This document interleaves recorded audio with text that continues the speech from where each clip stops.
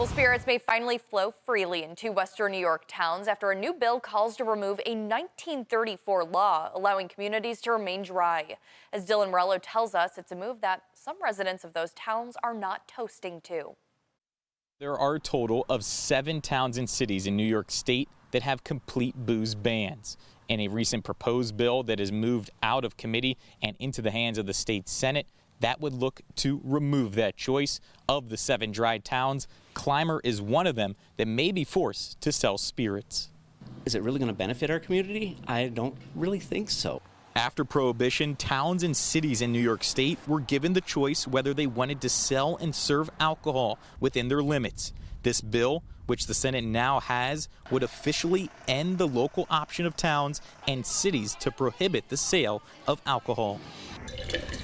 Democratic Senator James Skoufis, the bill's sponsor, has said that scrapping the ban would boost business. Fourth-generation owner of Necker's Company General Store in Clymer tells me the opposite. We could sell more, but at what cost? I'd have to make room for it. I'd have to put in coolers. And that's a whole other issue with New York State, refrigerants and things like that they're trying to ban. And then you got to make space for the empties that come back.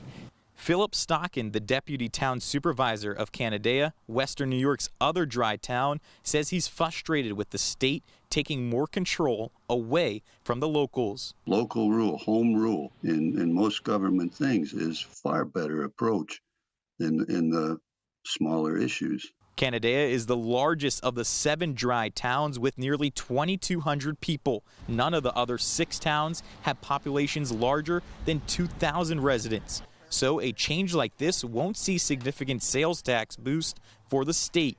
Stockin tells News 4 that the last time alcohol sales was brought up in the town was 1986 when residents voted it down.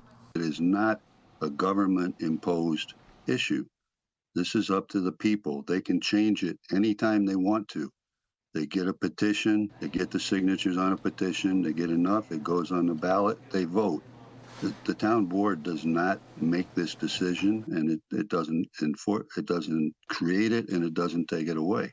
It's up to the people. I think it is all about the choice. Townships like this have a very rich religious background, Wesleyan, Free Methodist, and in those kinds of denominations, it is considered a religious issue. And I think it's something that is forgotten at the state level, and I think it's something that needs to be respected. It's time to get rid of the old stuff and bring in the new.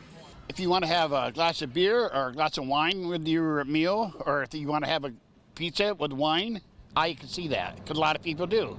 Now at this time, it is unclear of when this bill will be voted on by the state legislature.